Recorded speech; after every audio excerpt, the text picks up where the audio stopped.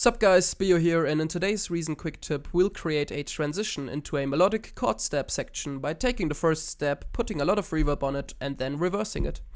It's as simple as that, but this transition has quite the effect, and it's quite an easy way to achieve some great stuff. So first up, let's take a listen to this little chord step section that I've prepared.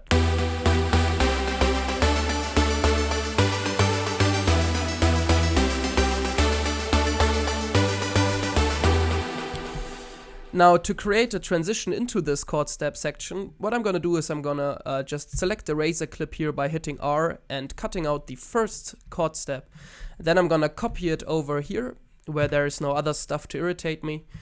And yeah, now that this is set up, I can go into the rack and search for my step patch. In this case, it's an antidote patch, but that doesn't bother us right now because we're only looking for the reverb unit, which is down here. And on this reverb unit, we'll give the dry wet some more punch. So we bring it up to like 80. So we have quite a lot of reverb going. And I'm also bringing up the decay a bit. So we have loads of reverb now. Later, we're gonna reduce these settings again because we do not want this reverb in the actual chord step section. We just want it for our transition effect.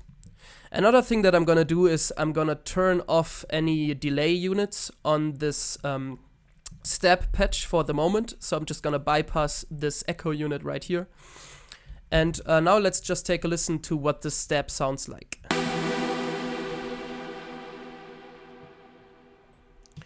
So we have this long kind of reverb tail. We can even make it a little longer using the decay. And what I want to do now is I want to record this tail into my sequencer so I can easily reverse it.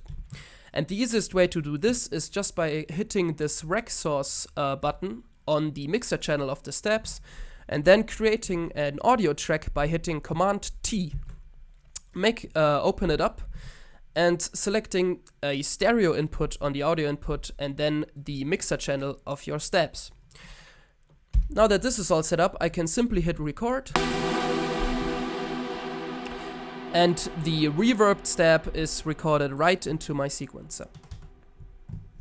Cool. Now I can go back into my rack and reduce the reverb settings again and turn on the echo device again. So our step patch is back to normal, but we have this nice kind of, reverby step in our sequencer now. And all you gotta do now is hit right click and reverse the clip. So we have our kind of transition. I'm just gonna make it a bit shorter and move it right up in front of my steps. You want to watch out though, because this last part, while it's going up, this last part is gonna sound quite, well, just take a listen. You can hear that it ends quite harsh because it's the reverse envelope going. So what you want to do is you want to move it in front and then just cut out the very last part. And it fits perfectly in my case right here. So I'm just going to move this down so it goes right into the steps. Let me just move it up. Let's take a listen.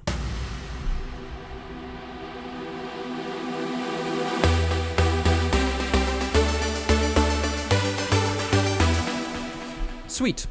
Of course, this is a little bit long, so what I would do is just move it up I don't know, 2/4, and then shorten it again, and maybe give it some attack, bring it up a bit, and shorten it.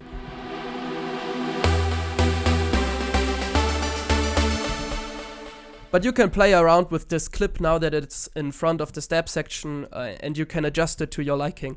But it sounds really cool, and it's kind of this transition into this chord step section that makes for a good track and a good chord step section.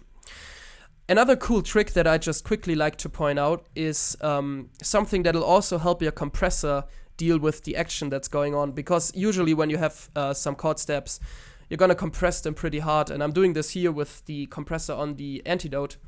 And as you might have heard, this first step, it sounds, the first transient is really harsh, and that is because the compressor starts working there.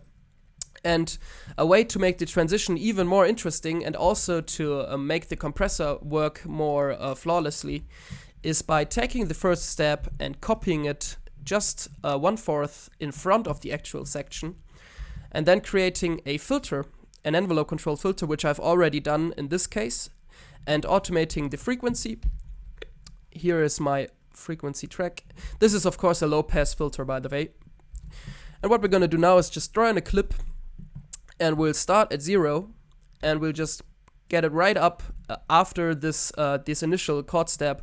We'll bring it right up to the actual step, and now this is gonna have this very nice kind of upward surge into the chord step section that'll make for a very nice transition. If I'm just gonna solo this, it has this nice kind of upward surge that is created with this frequency sweep, and it also helps the compressor to deal with this first transient, which otherwise will sound very harsh.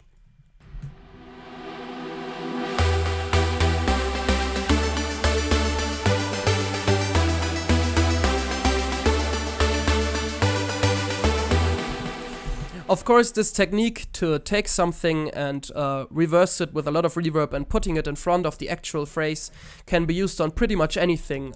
It's very often used on vocals as well to transition into a vocal phrase. And it's very simple in reason, so it's definitely a technique to have up one's sleeve and to use it from time to time. Okay, I hope this tutorial was useful, and I'll see you next time. Have a good one of whatever you're having.